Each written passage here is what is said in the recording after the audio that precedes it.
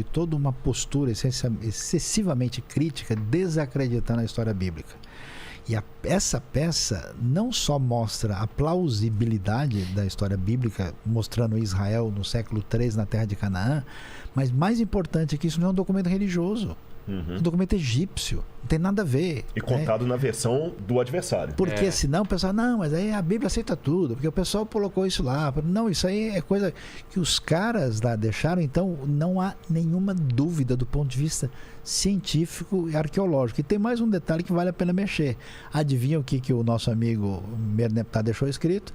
Que ele encontrou Israel na terra e acabou com todo mundo. Quer dizer, a primeira referência a Israel já é extermina. Então esse genocídio antissemita é um negócio louco. Isso vem de longe. Isso vem da primeira referência. É um negócio assim que parece... Como Israel é resultado desse agir de Deus na história, existe uma espécie de sombra na história humana que diz assim, ó, tem judeu aí, não precisa matar. Então você vai ver isso no Império Persa, vai ver no Egito, a gente vai ver na Grécia, a gente vai ver em Roma, a gente vai ver na Europa, a gente vai ver no mundo, no nazismo, nos pogroms. É um negócio muito louco e anormal. E olha que interessante, como é que o mesmo elemento arqueológico dá tantas margens de pesquisa diferentes. A gente falou da história egípcia, a presença de Israel lá, o Sayão mencionou a questão, a antiguidade do antissemitismo. Eu vou pegar uma outra ponte agora, a questão da hermenêutica. Que a arqueologia, a hermenêutica é a interpretação, a arte de interpretar a Bíblia, né? Tem um estudo interessante feito... Nossa, daqui a pouco eu vou lembrar o nome do autor, agora deu um branquinho, aquele que é Is God a Moral Monster? Copland. Tá. O Copland fez um estudo interessante sobre o uso da hipérbole nas línguas do Antigo Oriente Médio. Aí ele comparou vários elementos ali, hititas, ugaríticos, mesopotâmicos e tal, e também, como exemplo, a Estela de Merneptah. Ele realmente fala que destruir Israel e sua semente não mais existe. Literalmente está assim, a sua semente não mais existe. E é o que o Sayão traduziu, que aniquilou todo mundo. Só que não aniquilou todo mundo. Claro que não. Então isso é uma hipérbole para falar da vitória. Aí o Copland pergunta assim, será que essa hipérbole também não existe no texto bíblico? Então, quando Deus dá ordem assim, vai e mata criança de peito, mulher e tudo mais, a pessoa, como é que Deus mandou fazer aquilo tudo e tal? No versículo seguinte, as crianças estão lá. Exatamente, mas aquilo era uma hipérbole. Tanto é que depois o povo está lá vivo. Entendeu? Aí o pessoal só lê esse pedacinho. A Vida Nova publicou o livro dele recentemente. Saiu em português o livro dele? Saiu. Porque seria Deus o monstro moral? Eu não sei se é esse, mas acho que sim, porque o título em português saiu diferente. Mas, gente, mas... porque Deus mandou matar, alguma coisa assim saiu. Gente, mas olha, eu não sabia, eu não estou fazendo propaganda para Vida Nova aqui, desculpa, mas eu recomendo bons livros, se você me permite. Comprem esse livro e leiam. Eu gosto muito desse livro, muito, não sabia que tinha em português, não estou ganhando nenhum royal da Vida Nova aqui, mas eu acho que deve comprar esse livro, é muito bom. E os Amalequitas é um exemplo lá. Aí o pessoal só lê esse pedacinho. Aí o pessoal pensa que é o rei da cocada preta, né? Aqui, ó, essa Bíblia aqui, Deus está mandando... Meu amigo, depois eles estão todos vivos lá. Isso é uma hipérbole. Eu, há um tempo já, Sayão, eu tenho um sonho, mas eu não tenho a capacidade de linguística como você, de preparar um dicionário de expressões idiomáticas da Bíblia. Porque a gente tem um monte de expressão idiomática que a gente usa, mas não dá problema, porque a gente está acostumado. Se eu falar assim, nossa, mãe, hoje eu estou morto de cansado, ninguém vai assustar. Mas se daqui a 2000 anos isso virar a Bíblia, as pessoas vão ficar entendendo como é que o morto cansa. Ou ressuscitou depois? Então. Uma maneira de melhorar isso é usar versões mais recentes, mas não as antigas. Polêmica. Eu fui o coordenador da nova versão internacional da Bíblia, aí você lê e começa a entender. Agora você pega as versões antigas que nem mas dá um exemplo dessas expressões. Tá, tem várias. Por exemplo, então a expressão fala assim, aqui não entrará nenhum... urinador de muros, mijador de muros. No hebraico tá assim, é homem. Os que urinam na parede. Você entendeu? Os que urinam na parede. Acho que é 1 Reis 14. Né? Exatamente, os que urinam na parede. Então você tem que entender. O problema, assim, não é tão simples de resolver. Eu gosto muito da nova versão internacional, né? Porque eu estou na frente de um deles. Gênesis 20 tá um negócio muito doido quando acontece a confusão lá com a Sara, né? Diante do faraó, né? Ali, o Abimeleque, melhor, ali diz assim, que que isso sirva como um véu entre os teus olhos, né?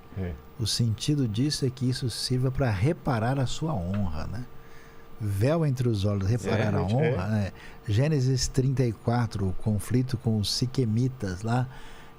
Vocês me fizeram cheirar mal perante o povo dessa terra. Vocês me tornaram odiados pelo povo dessa terra. São expressões. Agora, o problema disso, assim, eu estava falando aqui, repito, eu gosto muito da Nova Versão Internacional, tenho em casa, desde que ela é em inglês, mesmo antes de sair em português eu já tinha. Mas é uma coisa difícil para o tradutor. Eu vou explicar por quê. Grosso modo, Sayão pode dar uma aula muito melhor do que eu disso aí. Vamos colocar que tem 2 tipos de tradução. A dinâmica e a literal. A literal é aquela que procura, ao máximo possível, pegar palavra por palavra que está no original e reproduzir. A dinâmica é aquela que dá um sentido. Tudo bem. Mas aí você pega uma expressão idiomática. Vamos supor que eu estou falando em inglês e estou falando assim: It's rain dogs and cats. Está chovendo cães e gatos. A gente não fala assim em português. Não. Alguém que chovendo quer fazer canivete, a gente fala. Exatamente. Aí se você traduz está chovendo canivete, faz sentido. Mas no original em inglês não está a palavra canivete. Está a palavra dogs and cats. Você está entendendo? Se você traduzir está chovendo canivete, você está quase colocando uma paráfrase ali. Aí, para a Bíblia, alguns mais conservadores falam assim: realmente existe o risco? Peraí, você está colocando a sua interpretação no texto. Igual a Bíblia na linguagem de hoje teve algumas escorregadelas dessa uma época, depois eles mudaram, né? Por exemplo, tem uma Bíblia católica, nada contra os católicos, é apenas um exemplo. Aquela Bíblia da Ave Maria, aquela... a Bíblia Ave Maria. A Ave Maria, né? Que estava assim, obedecei aos padres e não sei o quê. Na Bíblia não tá padre. Paz. É paz, entendendo? Aí colocaram os padres, né? Então, assim, você vê uma coisa. Mesmo o exemplo que ele deu lá do arrebatado fui no dia do Senhor, de Apocalipse, tem 3 maneiras de você interpretar aquilo ali. Que no grego tá lá assim, Kyriake remera. Você pode interpretar aquilo: arrebatado fui no dia de sábado, que é o dia do Senhor, no domingo, que é o dia do Senhor, ou na volta de Jesus. Mas, para ser fiel ao texto, arrebatado foi no dia do Senhor. Dia do imperador, né? Ou no dia do imperador. Para mim é menos, mas tem essa aí, é verdade. Aí a Bíblia Mato Soares colocou: arrebatado fui num domingo. Aí quer dizer, porque eles já fecharam a questão. Então, mas aí tem a diferença. É difícil fazer isso na prática quando se trata de um livro sagrado, né? Então, mas aí vem a briga da linguística, né? Quando você acha que você pode traduzir de uma língua para outra literalmente, você não entende que as palavras não são equivalentes de uma língua para outra. Esse que é o detalhe. Por exemplo, em português, você fala: eu não fiz nada. Você não pode, você tem 2 negativas para dizer. Numa outra língua isso não funciona. Se botar 2 negativas, você está dizendo uma afirmativa. Então, por exemplo, a doideira que fizeram em Tiago 1:2. Meus irmãos, não tenhais a fé em nosso Senhor Jesus Cristo, nem acepção de pessoas. Não tenhais a fé. Então não podemos ter a fé. Que coisa assim. E mais adiante é pior ainda, né? Tem de grande gozo quando caíres em várias tentações. Nossa. O texto está dizendo exatamente o oposto do que ele significa. O sentido ali, porque perasmos tem um sentido de tentação, mas não só. Ele também significa a provação. Então o sentido é quando passarem por várias provações. Então, na verdade, a palavra tem um campo semântico. Esse campo semântico ele é volúvel. Ele é definido pelo contexto. O que é casa? Pode ser casa de botão, pode ser o palácio, pode ser a residência, né? O que é em toda a terra? É em todo o país de Israel? É em todo o planeta? Então, essas questões elas são fundamentais. Por isso o pessoal, Adão conheceu Eva, sua mulher, e ela engravidou. Conhecer tem relação sexual. O cara acabou de conhecer e ela engravidou. Pô, o cara realmente, Deus tinha que descer o cacete dele. Que isso, meu? Olha só. Mas não quer dizer conhecer. Então, o pessoal de Sodoma, traga os caras pra gente conhecer. Muito prazer, vamos tomar um café aqui. Não é. Ali o sentido. Então, por isso que a tradução literal, em muitos casos, ela é uma traição do sentido. Entendi. Aí a pergunta é: como é que a gente traduz? Depende do texto.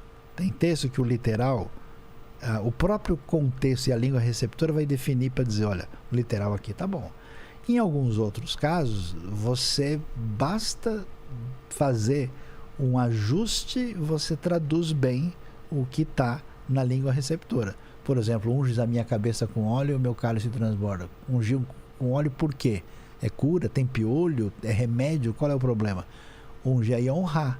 Então, NVI, tu me honras ungindo a minha cabeça com óleo. Em alguns casos, não tem como deixar lá, vocês me fizeram cheirar mal perante o povo dessa terra. Porque o sentido é, vocês me fizeram odiados. Aí, nesse caso, você precisa de uma tradução. E tem situações que, às vezes, você nem consegue, porque nós estamos falando de uma língua que tem pelo menos 2000 anos ou mais, se você está trabalhando do Antigo Testamento. Então, lá, assim, o pecado jaz à tua porta. Aí Rovetz. Rovetz. Rovetz. Aí que vem do acadiano Rabitsu. Exatamente. Aí a gente usa também as línguas análogas. Quer ver uma coisa curiosa? Já que a gente está dando exemplo disso aqui. Esse dia eu estava lendo o livro de Daniel lá. E tem uma passagem no livro de Daniel que tem um erro de hebraico. Porque no hebraico tem verbo no masculino e no feminino. A gente não tem isso em português. Não é bem um erro, é uma discordância da gramática formal esperada. Aí, exatamente. Porque isso tem em toda parte. Aí você está lendo lá, Daniel está falando lá dos animais lá, dos chifres. Aí fala assim que chifre, que é uma palavra feminina em hebraico, vento, que é feminino. Keren, Ruach. E tem uma outra lá que eu esqueci agora e fala, e saiu de um deles. Masculino. Aí joga no masculino. Tinha que ser no feminino. Não. Mas pelo menos o que eu li de um rabino, né? Eu vou falar por explicação que eu li, do Kaplan, que era o 1932, que eu fiquei quebrando a cabeça. Por que ele jogou no... Aí ele explicou um artigo da Journal of Biblical Literature. Não, aquele Journal Jewish Studies. Ok. Ele falou que existem mais de 400... Ele usa a palavra erros lá. Não porque o escritor bíblico não sabia ler, porque a primeira coisa que chamou atenção é que os maçoretas não corrigiram isso. Maçoretas são os copistas judeus da Idade Média. Tá. O texto estava errado e eles mantiveram com o erro. Aí ele falou, além da santidade do texto e não mentir, eles perceberam que estava errado porque tinha um propósito. E ele reuniu mais de 400 desses erros e viu que é proposital da parte do profeta. É uma maneira irônica dele chamar atenção para alguma coisa, especialmente quando é uma coisa que está ocupando o lugar de Deus. Seria como se eu fizesse assim em português. Todo mundo erra. Afinal de contas, errar com H é humano com U. Eu cometi um erro. Errar não é com H. E humano é com H. Mas não é que eu cometi o erro porque eu não sabia. É para chamar a sua atenção para o que eu estou querendo dizer. Quase um trocadilho. Isso não tem como na tradução você... não dá. Na verdade, hoje mesmo uma pessoa me mandou uma pergunta. Eu tô vendo aqui que tem várias palavras no hebraico que só existe no plural. Eu falei, não é bem plural. Tem umas que são dual e outras são plural. Mas então quais são que estão? Então ele quer formatar a coisa de uma maneira. E o hebraico, assim, se você pega um estudo bem adequado, como a sintaxe do Bruce Waltke, por exemplo, que nem é a última palavra no negócio, você vai ver que tem 20 tipos de plural, né? Tem 20 tipos de uso do masculino e feminino. Hebraico não funciona nem com tempo verbal. A forma verbal tem a ver com o tipo da ação, se ela é acabada e inacabada. Mesma é mais modo verbal do que tempo. Né? Exato, é o aspecto verbal, actions art. Você pode traduzir a mesma forma para o presente, passado e futuro. Então a dinâmica é uma outra cabeça, é outro planeta. Então, nesse sentido, o pessoal, do ponto de vista mais técnico, eles fazem outras explicações para essas questões, que eu acho que no Rabino foi por um caminho religioso de interpretação. Mas a coisa, ela não é assim do jeito... Se você for realmente no texto original, uma série de coisas assim inesperadas, inclusive na própria Torá, na lei, você vê direto pular do singular para o plural, sem explicação aparente, né? Farás, então, não sei o que, embaixo, vocês farão, muda. Por que fez isso? Aí a discussão rola, mas é porque o foco é outro. Né? Agora eu vou falar com você, por que eu provoquei até essa fala foi de propósito aqui. É porque talvez, Vilela, muita gente está assistindo aqui e pensa o seguinte, Bíblia é coisa de gente... Não é que eu estou agora fazendo um enaltecimento ao racionalismo, não é esse o ponto. Eu sou racional, mas não sou racionalista. Mas é para mostrar para vocês que Bíblia não é um livro assim provinciano, ridículo, que muita gente pensa, porque existe uma caricatura do crente Estou usando universo religioso. Do universo religioso, como um Zé Mané, um Zé Ruela, um gado que é enganado pelo pastor que está lá pegando o dízimo do irmão, que não dá para ser intelectual e crente ao mesmo tempo. É ridículo. E que a academia... Porque parece assim, ser ateu é um título de inteligência. E ser crente conservador é um título de bestialidade. O único crente que eles aceitam assim é aquele crente liberal. É aquele crente que vai sentar aqui como teólogo e fala assim, não, gente, isso aí tudo foi produzido na época do coisa, Jesus não ressuscitou, aquilo ali é apenas uma parábola. Ou alguns que já até recebeu aqui também, que falam algumas coisas da Bíblia assim, que eu falo assim, meu pai do céu, como é que fala um negócio desse aqui, né? Que foi um sujeito estúpido que juntou a Bíblia, né? Que se soubesse que não era para ser juntado, só que ele prega um Jesus que está na Bíblia, que ele está ridicularizando. Quer dizer, aquilo que interessa, o camarada pega e fala bonitinho. O que não interessa é um Zé Mané, um Zé Ruela. Não é assim. É uma seletividade indevida. Você está vendo aqui uma pessoa culta que falou de gramática, que o pessoal... Nossa, agora conversa por quanto que ele está dando nó na minha cabeça aqui. Foi de propósito, para você ver que Bíblia não é um livro para ser meramente lido, é para ser estudado e tudo mais. É um livro sério, é um tratado sério. Ninguém que está brincando de fazer hermenêutica. É um livro que tem respeito acadêmico com as diferentes opiniões, que consegue colocar na mesa, conversar junto. Então, só para tirar um pouco esse estereótipo do crente mané, que muita gente passa por aí. Que baixa a cabeça. Que acha que até assim, é uma estupidez ser chamado o seguinte, vocês não acham que seria melhor cada um ler e tirar sua própria interpretação da Bíblia? Afinal, não era para isso que Lutero lutava? Mas, ao contrário, parece que sempre temos alguém explicando o inexplicável e ditando regras. O que pensam sobre? Não, veja bem... exame livre das escrituras é diferente de interpretação livre, né? Existe interpretação que é fundamentada ou não, mas isso não tem a ver com a Bíblia. Qualquer texto. Eu não posso pegar Machado de Assis e falar, nossa, que legal o barroco italiano. Não é barroco e não é italiano. Então, essa interpretação de Machado de Assis, ela está errada. Você pode ter, né, uma leitura de um documento, de uma peça literária, e ele vai ter um consenso da sua referência. Claro, nos detalhes, pode ter, olha, a pessoa viu esse enfoque, enfatizou isso. O texto bíblico, do ponto de vista técnico, né, hermenêutico, você vai analisar, você tem que trabalhar com elementos literários, linguísticos, históricos, culturais, você tem uma interpretação fundamentada. Existem vários, o Rodrigo estava falando, por exemplo, do Jewish Studies, você tem várias revistas internacionais no mundo todo, acadêmicas, científicas, tem o Zeitschrift für Alttestament Wissenschaft, né, que é só estudo do Antigo Testamento, você tem isso. E para você fazer isso, a pessoa precisa conhecer grego, conhecer hebraico, conhecer história. Então, assim, não é porque o cara deu vontade que ele falou, né? Então, nesse sentido, existem interpretações que são fundamentadas. Então, livre exame é que todo mundo tem direito de abrir o texto e examiná-lo. Agora, o que vai dizer para ele, o sujeito tem que fundamentar. Ele não pode dizer que Jesus era um ET que torcia pelo Corinthians no planeta Marte, porque isso não está escrito em nenhum lugar. E o exemplo de Lutero que ele deu? Então, mas Lutero não está dizendo livre. Não, mas por que ele usou? Eu acho que ele confundiu usou, livre exame com livre interpretação. Eu acho que o que ele usou, não sei se é isso, repete o nome da pessoa? É o Cássio Carvalho. Cássio, eu não sei se eu estou entendendo bem a motivação da sua pergunta, mas eu deduzo gratuitamente que talvez, assim, você também deve ter, porque tem gente que coloca que Lutero disse isso, não estou discordando do Saião, mas vou falar de onde que vem essa ideia. É que tem hoje também uma nova linha de interpretação pós-moderna, que principalmente aí como o Saussure, esse pessoal todo, que eles tiram a ênfase do texto para o leitor.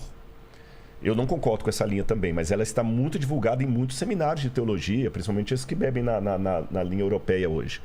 É o seguinte, por exemplo... se eu estou ouvindo uma música aqui do Roberto Carlos, né? Eu estou ouvindo a música do Roberto Carlos, eu estou lembrando de quando eu era criança que minha mãe ouvia Roberto Carlos no rádio lá em casa. Você está lembrando de quando você conheceu sua namorada. Ele é estrangeiro, chegou agora, ele nem sabe quem é Roberto Carlos, mas ele achou bonita a música. O outro ali é músico, ele está percebendo o dó. Cada um de nós está tendo uma interpretação diferente do Roberto Carlos. E não interessa quem escreveu essa música, se foi o Roberto Carlos, se não foi, quando que escreveu, quando não foi, qual que era o propósito do Roberto. O que importa é o que cada um está sentindo com relação à música. Então eles pegam esse mesmo espírito e colocam para o texto. O Foucault foi muito nessa linha ali, Jean-Michel Foucault. Então eles pegam isso aí e colocam na Bíblia, ou aquele Paul Ricoeur, e acham que a Bíblia é a mesma coisa. Você tem que ler e sentir o que você sentiu, tá bom. Você está entendendo? Só que isso está errado, além dos motivos que o Saião falou, que não foi isso que Lutero quis dizer. Livre exame não é livre interpretação. Em primeiro lugar, porque Jesus não relativizou a Bíblia. Quando ele conversou com a mulher samaritana, com todo o amor que foi descrito aqui pelo Saião, quando ela falou assim, pois é, mas você falou assim, mas calma, a salvação vem dos judeus. Ele não relativizou para ela, para ser politicamente correto, não. Ele falou assim, olha, eu quero salvar você, chama seu marido, vem cá, eu vou te dar a água da vida, mas a salvação vem dos judeus, vocês estão errados. Segundo, se fosse para cada um ter a sua livre interpretação, não precisaria de Bíblia. Para que Bíblia? Cada um falava direto com Deus, tirava a sua conclusão. E terceiro, eu desafio quem segue não desrespeitando a quem fez a pergunta, estou me opondo ao método, não ao depois eu que até vou completar, eu acho que eu entendi por que ele fez a pergunta. Eu não estou me opondo a quem fez a pergunta, você não está entendendo? Eu estou questionando o método.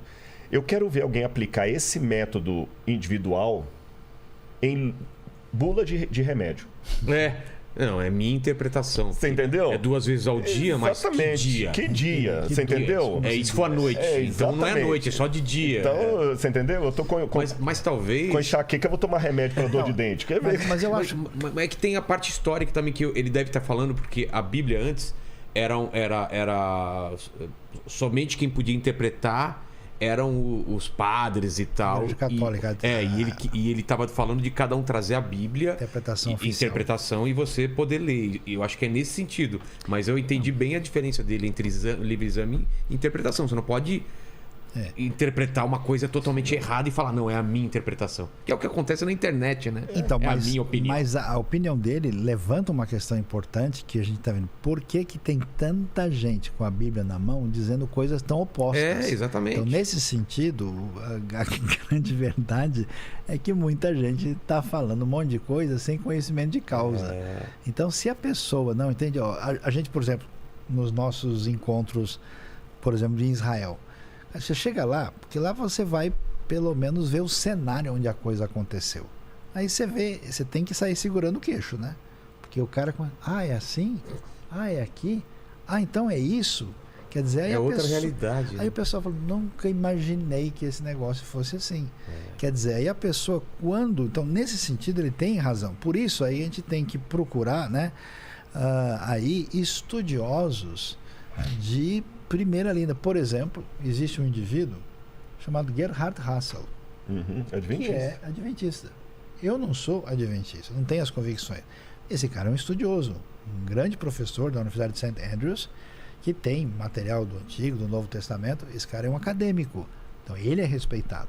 Existe um cara chamado Raymond Brown, o maior especialista de João do mundo. Ele é católico, mas não interessa, o cara conhece o grego, pano de fundo. Então, assim, tem coisa, né, que está definida porque o cara entende. Tem material bíblico que o maior especialista do mundo de Levítico é o Jacob Milgrom. Ele é judeu. O comentário dele da Anchor Bible Series é uma bitela desse tamanho. Então aí você vê que o cara estudou no detalhe. Então, nesse sentido, claro, pode ter, a pessoa pode achar, mas assim, chega uma hora, amigo, você tem que ser científico, você tem que ser objetivo. Você não pode, entendeu? Na outra vez que eu vim aqui, eu me lembro que eu falei pro pessoal que tem um túmulo de Jesus no Japão. Como assim? Tem, mas é viagem na maionese. Tá. E na Índia também, na Caxemira também, tem na Caxemira. Então, mas é lógico que isso não tem fundamento. Então, assim, como diz o grande filósofo, uma coisa é uma coisa, outra coisa. Agora, o que não pode é só uma coisa importante. O teólogo não pode achar que ele é especialista em Deus. Aí talvez também, eu estou levantando uma questão da pergunta dele ali, que às vezes também tem isso. Às vezes o camarada, por ser teólogo, ele acha que ele é doutor em teologia, como o outro é doutor em biologia. Não. O doutorado em teologia, ele te dá mais ferramentas técnicas para lidar com o texto, mas ele não lhe dá mais... Eu sou especialista em divindade, não discuta comigo que eu sei de Deus mais do que você. Doutor né? em divindade. Doutor em divindade. Tem esse título, mas existe. Mas quer dizer outra coisa. Mas quer dizer outra coisa. Tá. Manda aí, Leni.